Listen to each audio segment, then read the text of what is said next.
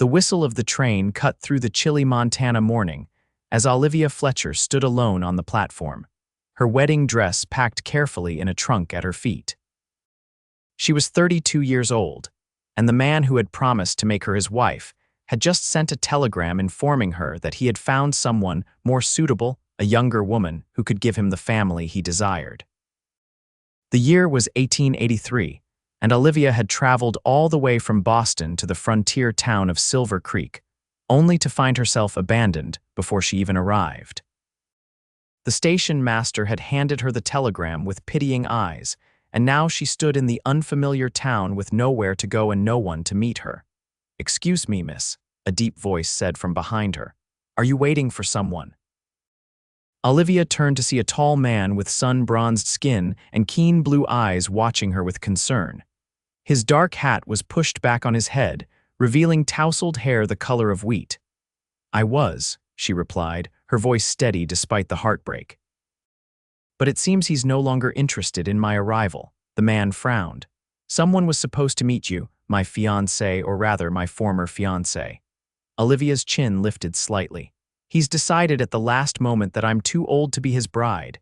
The stranger's expression darkened. "That's no way to treat a lady. Zachary Banning," he added, extending his hand. "I own the Double B Ranch outside of town." "Olivia Fletcher," she replied, accepting his handshake. His palm was rough with calluses but gentle in its grip. "Recently of Boston, currently of nowhere in particular." Zachary glanced at her trunk. "Do you have someplace to stay?" "I had planned to stay at my fiancé's home. Now I suppose I'll need to find a hotel until I can arrange passage back east." Zachary's brow furrowed. "The only hotel in town is full up with railway men." "There's a cattle auction this week." He paused, seeming to consider something. "My sister runs a boarding house about a mile from here. She always has a room for those in need." Relief washed over Olivia. "That would be most appreciated, Mr. Banning." "Zach," he corrected with a warm smile. "Folks around here don't stand on formality much." He hefted her trunk easily onto his shoulder. "My wagon's just over yonder." As they walked, Olivia felt the weight of her situation pressing down on her. She had spent her savings on the journey west, expecting to start a new life. Now, at 32, she faced returning to Boston as a rejected bride, something that would only reinforce what society had already been whispering: that she was too old for marriage, a spinster who had missed her chance. Zachary's wagon was sturdy and well-maintained. He placed her trunk in the back and helped her onto the wooden seat, his hands strong and sure as he lifted her. "May I ask who it was that was so foolish?" Zachary said as he climbed up beside her and took the reins. "Harold Weber," Olivia replied. "He owns the mercantile." Zachary's jaw tightened. "Weber," he muttered. "I know him, never much cared for the man." The wagon lurched forward and Olivia gripped the seat. "He wrote to me for nearly a year. We exchanged photographs. He knew my age from the beginning." "Some men don't know what they want until they think they've found something better," Zachary said. "But often what they think is better turns out to be fool's gold." As they traveled through the town, Olivia saw a bustling community very different from Boston. Silver Creek had a raw, unfinished quality, with buildings of fresh-cut timber standing alongside more established structures. Men in dusty clothes and women in practical frontier dresses moved purposefully along the boardwalks. "How long have you been in Silver Creek, Mr. Banning?" "Zach, I mean." "Born and raised in Montana Territory. My pa staked a claim on our land in '54 before there was much of anything out here. Built the ranch from nothing." Pride colored his voice. "Now the Double B is one of the largest spreads in the county." "It must be beautiful," Olivia said. "It is." "Harsh sometimes, but beautiful always." He glanced at her. "What brought you to Silver Creek besides Weber?" Olivia sighed. "After my father died 3 years ago, I found myself alone. I taught school for a while, but Boston has changed. Too many memories." When Harold began writing, offering a new life in the West, it seemed like Providence. They turned onto a road that led away from the town center. The boarding house came into view, a 2-story building painted white with blue trim. Flower boxes hung beneath the windows, filled with late-blooming chrysanthemums. A slender woman with Zachary's same wheat-colored hair emerged from the front door as they approached. "Rebecca," Zachary called as he brought the wagon to a halt.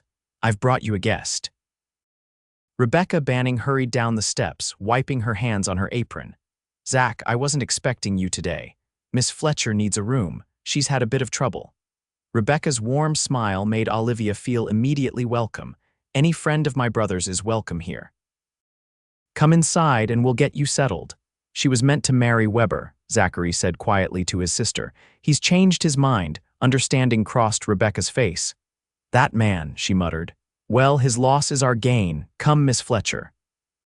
Inside, the boarding house was neat and comfortable, with polished wooden floors and simple, sturdy furniture. The scent of baking bread filled the air. "I have a lovely room at the back," Rebecca said. "It overlooks the garden and gets the morning sun." "Thank you," Olivia said. "I don't know how long I'll be staying. I need to arrange passage back to Boston." Rebecca exchanged a glance with her brother. "No rush," she said. "Stay as long as you need." Zachary brought in Olivia's trunk and set it in the room Rebecca had indicated. It was small but pleasant, with a narrow bed covered in a colorful quilt, a washstand, and a rocking chair by the window. "I'll leave you to get settled," Rebecca said. "Supper's at 6. We have 3 other boarders at present, all very respectable ladies who work at the school and the dressmaker's shop." When Rebecca had gone, Zachary lingered in the doorway. "Miss Fletcher, I hope you'll forgive my forwardness, but I'd like to offer you a position." Olivia looked up in surprise. "A position? My ranch manager's wife used to keep the books for the Double B, but they moved to Oregon last month. I've been making a mess of the accounts ever since." "Rebecca mentioned you were a teacher. I figured you might have a head for numbers." "I do," Olivia said cautiously. "But I know nothing about ranching. You don't need to. Just help me make sense of what we're spending and what we're earning." He smiled, and Olivia noticed the small creases at the corners of his eyes. "I can pay you fair wages, and it would give you time to decide what you want to do next." The offer was unexpected but welcome. "I would be grateful for the work, Mr. Banning." "Good. I'll come by tomorrow morning around 9 if that suits you." After he left, Olivia sat on the edge of the bed, overwhelmed by the swift changes in her circumstances. She had arrived expecting to be a bride, and now found herself employed as a bookkeeper for a rancher she had just met. The West was certainly not what she had imagined. The next morning, Zachary arrived as promised in his wagon. Rebecca had prepared a basket of food for them, insisting that Olivia would find little to eat at a bachelor's ranch house. The Double B Ranch was about 5 miles outside of town, and as they drove, Zachary pointed out landmarks and told stories of the early days of Silver Creek. Olivia found herself relaxing in his company. Unlike many men she had known, he listened when she spoke and seemed genuinely interested in her opinions. The ranch house was larger than Olivia had expected, a solid 2-story structure built of logs with a wide porch wrapping around 3 sides. Several outbuildings clustered nearby, and in the distance, she could see cattle grazing on the rolling hills. "It's beautiful," she said as he helped her down from the wagon. "It's home," he replied simply. Inside, the house was comfortably furnished but showed clear signs of bachelor living.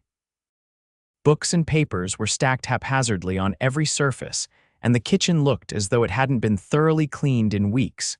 Zachary led her to a small office off the main room. A large desk occupied most of the space, covered in ledgers and loose papers. "As you can see," he said with a rueful smile, "I need help." Olivia surveyed the chaos. "Yes, you certainly do." For the next several hours, she sorted through the documents, organizing them by date and type. Zachary worked alongside her, explaining the ranch operations and answering her questions. By midday, she had begun to understand the financial structure of the Double B. "You've been underpaying yourself," she noted as she reviewed the ledgers, "and overpaying for feed. The merchant in Billings is charging you 20% more than the one in Helena." Zachary looked impressed. "You figured that out already." "Numbers tell stories, Mr. Banning. You just need to know how to read them." They shared the lunch Rebecca had packed, sitting on the porch with a view of the mountains in the distance. Zachary told her about his parents, who had died in a fever epidemic 10 years earlier, leaving the ranch to him and his sister. "Rebecca chose to open the boarding house," he explained. She's always been good with people. I'm better with cattle and horses. And I'm good with numbers, Olivia added. We all have our strengths. His smile warmed her. That we do, Miss Fletcher. Over the next few weeks, Olivia settled into a routine. She spent her mornings at the Double B, organizing the ranch accounts and implementing a proper bookkeeping system. In the afternoons, she returned to town with Zachary, who found reasons to come into Silver Creek almost daily now. She began to feel at home in the boarding house. Rebecca and the other women were kind and welcoming, including her in their social activities and introducing her to other residents of Silver Creek. She helped Rebecca with the cooking and mending in exchange for reduced board, though Zachary insisted on paying her well for her work at the ranch. One afternoon, as they rode back to town, Zachary said, "There's a harvest dance on Saturday at the town hall. Would you consider attending with me?" Olivia hesitated. "I'm not sure that would be wise. People will talk." "Let them," he said with a shrug. "I enjoy your company, Miss Fletcher." It's as simple as that. She found herself agreeing, though she worried about the reaction of the townspeople. She had seen Harold Weber twice since her arrival, and both times he had averted his eyes and hurried past. She knew the story of her rejection had spread through Silver Creek. The night of the dance, Rebecca helped Olivia dress. She wore her best gown, a deep blue silk that brought out the color of her eyes. Rebecca arranged her dark hair in a simple but elegant style, pinning it with combs she insisted on lending. "My brother hasn't escorted a lady to a social event in years," Rebecca said as she adjusted the combs. "Not since Caroline Miller married that banker from Butte." "We're just friends," Olivia protested. "He's been kind to me, that's all." Rebecca gave her a knowing look. "Zach is kind to everyone, but he doesn't look at everyone the way he looks at you." Zachary arrived dressed in his best clothes, dark trousers, a crisp white shirt, and a black coat that emphasized his broad shoulders. He stared at Olivia for a moment before remembering his manners. "You look beautiful, Miss Fletcher," he said, his voice slightly hoarse. "Thank you, Mr. Banning. You're quite handsome yourself." The town hall was decorated with autumn leaves and harvest bounty. A small band played lively tunes and couples twirled around the wooden floor. When Zachary and Olivia entered, there was a momentary lull in conversation as people noticed them together. "Ignore them," Zachary murmured, placing his hand at the small of her back.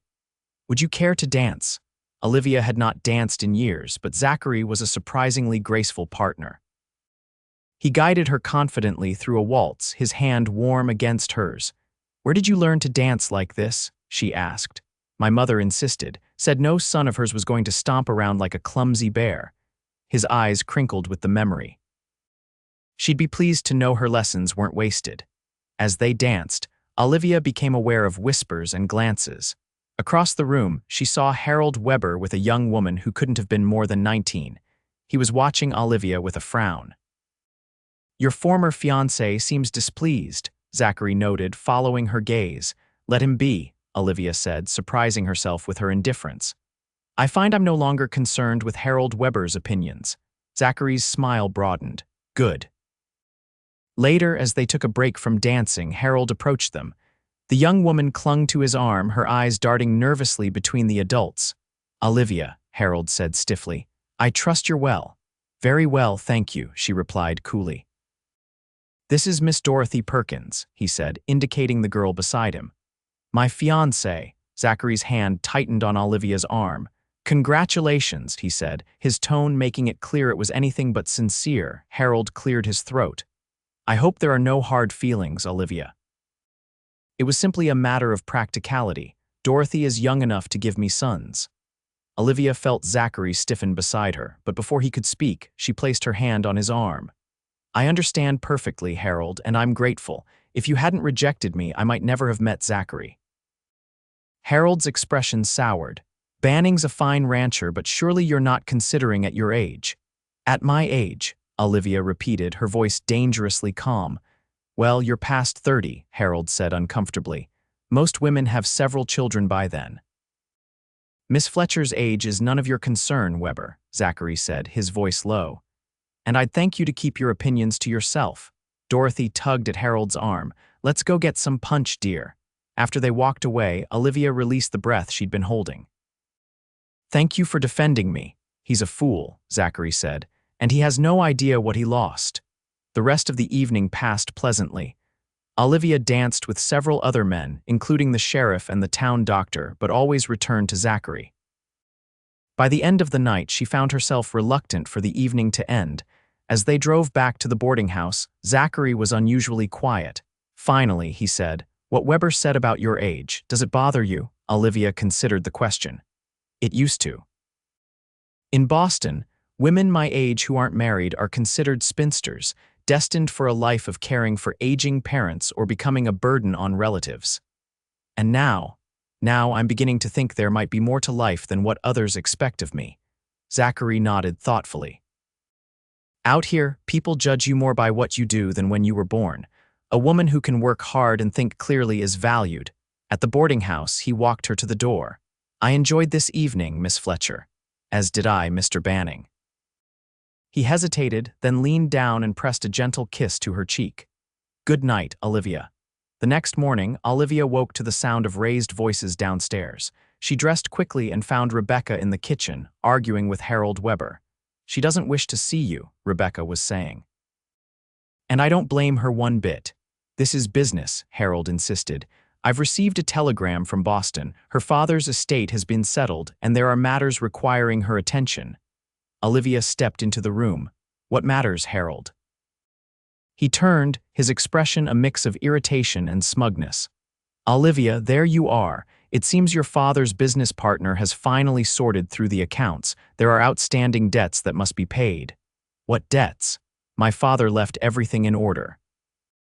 Harold produced a paper from his pocket. According to this telegram, your father borrowed heavily in his final year. The creditors are demanding payment. Olivia took the telegram with trembling hands. It was indeed from Mr. Caldwell, her father's partner.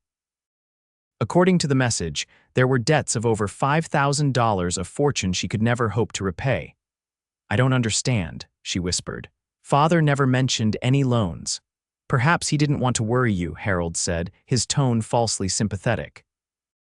The telegram suggests you should return to Boston immediately to address these matters. Rebecca placed a protective arm around Olivia's shoulders. This sounds suspicious to me. Why would they contact you, Harold, and not Olivia directly? Harold shrugged. Mr. Caldwell knew I was corresponding with Olivia. He probably assumed we were married by now. I need to think, Olivia said. Thank you for bringing this to my attention, Harold. After he left, Rebecca made Olivia sit down with a cup of tea. Something isn't right. Zach should see this. No, Olivia protested. I can't burden him with my problems. Nonsense. He cares for you. He'll want to help. That afternoon, Zachary arrived at the boarding house, concern etched on his face. Rebecca sent word. What's happened? Olivia showed him the telegram. He read it carefully, his frown deepening. This doesn't make sense. If your father had legitimate debts, why wouldn't the creditors have contacted you directly? And why now, 3 years after his death? I don't know, Olivia admitted. But if it's true, I have no choice but to return to Boston and try to resolve this. Or we could send a telegram of our own, Zachary suggested, to this Mr. Caldwell asking for clarification.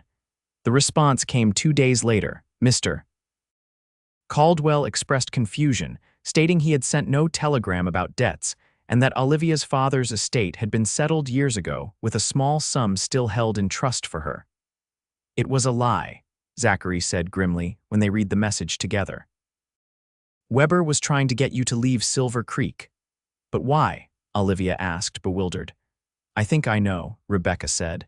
Dorothy's father came into the mercantile yesterday. He was furious, saying Harold had promised to marry his daughter months ago but kept delaying. Then suddenly, after you arrived in town, Harold became eager to set a date. He's worried you'll tell Dorothy about your correspondence, Zachary concluded. That you'll reveal he was planning to marry you at the same time he was courting her. Olivia felt a surge of anger. He's despicable. Yes, Zachary agreed. But now we know the truth and you have no reason to leave Silver Creek, unless you want to, of course. Olivia looked at him, at the concern in his eyes and the warmth of his smile. No, she said softly, I don't want to leave. As autumn turned to winter, Olivia's work at the Double B expanded.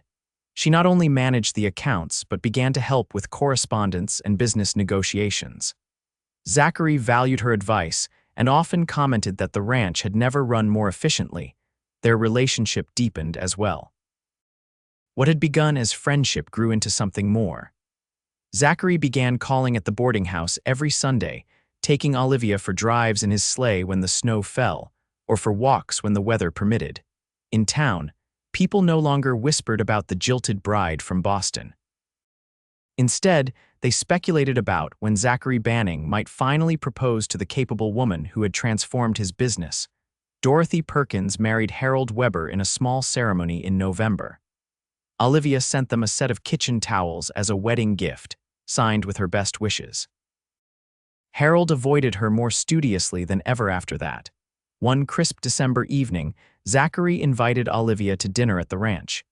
When she arrived, she found the house transformed.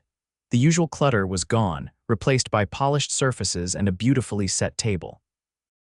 A fire burned cheerfully in the hearth, and delicious smells came from the kitchen. "Did you do all this?" she asked in amazement. "With some help from Rebecca," he admitted. "I wanted tonight to be special." He served a meal of roast beef, potatoes, and apple pie that he confessed had been prepared by the cook at the Silver Creek Hotel and delivered earlier. But the wine was his choice, and the coffee he brewed himself. After dinner, they sat before the fire. Zachary seemed nervous, fiddling with something in his pocket. "Olivia," he said finally, "I've been thinking about what Weber said at the harvest dance about your age." She tensed. "Oh, he was right about one thing, you are past 30. Olivia felt a stab of disappointment. "Yes, I am." "And so am I," Zachary continued. "I'm 36, in fact, old enough to know what I want." He reached for her hand. "When I saw you standing alone at that train station, something told me you were special. I didn't know then that you would become so important to me." He slid from his chair to one knee before her, still holding her hand. "Olivia Fletcher, in my youth, I imagined the kind of woman I would marry someday. She would be strong, intelligent, and beautiful. She would understand me and challenge me. She would make me want to be a better man." He drew a small box from his pocket. "You are that woman, the bride of my youth, even if we've met a little later in life." Tears filled Olivia's eyes as he opened the box to reveal a simple gold ring set with a small diamond. "Will you marry me, Olivia? Will you make the Double be your home and me the happiest man in Montana Territory?" "Yes," she whispered, her heart full. "Yes, Zachary, I will." He slipped the ring onto her finger, then drew her into his arms for a tender kiss that promised a lifetime of happiness. They were married on New Year's Day, 1884, in the Silver Creek Church. Rebecca served as maid of honor, and the ranch foreman stood as best man. The church was filled with townspeople who had come to respect Olivia and had always admired Zachary. After the ceremony, as they rode in the sleigh toward the ranch toward home, Olivia looked at her husband with wonder. "Are you happy?" Zachary asked, his arm tight around her shoulders. "Happier than I ever thought possible," she replied truthfully. "When Harold rejected me, I thought my chance for love and family was over." "He did us both a favor," Zachary said. "His foolishness brought you to me." As the sleigh crested a hill, the Double B came into view, smoke curling from the chimney, windows glowing with welcoming light. Zachary had hired a housekeeper who had prepared the house for their return, but Olivia knew it would be her home to manage now, her domain to order as she saw fit. "I have something to show you," Zachary said as he helped her down from the sleigh. Instead of leading her to the front door, he guided her toward a stand of pine trees near the house. There, nestled among the evergreens, was a small building she hadn't noticed before. "What is this?" she asked. "Open the door and see." Inside, she found a cozy office with a large desk, bookshelves, and 2 comfortable chairs. A pot-bellied stove stood in the corner, already lit and warming the space. "Your office," Zachary explained, "for your bookkeeping and correspondence. I know you've grown to love the work, and I thought you should have a proper place to do it." Tears stung Olivia's eyes at his thoughtfulness. "It's perfect. And there's room for a cradle if needed," he added softly. "I know we're not young newlyweds, but I thought perhaps we might still have a family." Olivia turned to him, her heart overflowing. "I would like that very much." He gathered her in his arms, his kiss a seal on their new beginning. Welcome home, Mrs. Banning. In the years that followed, Olivia and Zachary built a life rich with love and purpose. The double prospered under their joint management, expanding to become one of the most successful ranches in Montana. Olivia's office in the Pines became a second heart of the ranch, where business was conducted and decisions made. Their family grew as well. To their mutual joy, Olivia gave birth to twins, a boy and a girl, the following winter. Though the doctor warned that at her age, she might not have more children, they were blessed with another daughter 3 years later. Rebecca married the town doctor and moved into a house near the boarding house, which she continued to run. The sisters-in-law remained close, raising their children together and supporting each other through life's challenges. Harold and Dorothy Weber left Silver Creek after his mercantile failed, moving to Denver, where Harold took a job as a clerk. Occasionally, news of them reached Montana, but Olivia found she thought of Harold less and less as the years passed. On their 10th wedding anniversary, Zachary presented Olivia with a journal he had kept since the day they met. In it, he had recorded his growing feelings for her, his fears that she might return to Boston, and his joy when she agreed to become his wife. "I knew from the first day," he wrote in the final entry, "that you were the woman I had been waiting for all my life. Age is nothing but a number. What matters is that you came to me exactly when you were supposed to, not a day too early or too late. You are now, and have always been, the bride of my youth, the love of my life, and the mother of my children. Thank you for making my life complete." As they sat on the porch of their home, watching their children play in the yard, and the sun set over the mountains, Olivia reflected on the strange twist of fate that had brought her to this place. The rejection that had once seemed a cruel blow now appeared as a gift, the push she had needed to find her true destiny. "What are you thinking about?" Zachary asked, his hand warm in hers. "About how sometimes the end of one dream is just the beginning of a better one," she replied, leaning her head against his shoulder. "And how grateful I am that you were waiting for me at that train station. I'll always be waiting for you," he promised, "for as long as we both shall live." And in the gathering twilight, surrounded by the life they had built together, Olivia knew with absolute certainty that she had found where she belonged, not despite her age, but because of it. She had come to Zachary with wisdom, strength, and a heart ready for the kind of love that would last a lifetime.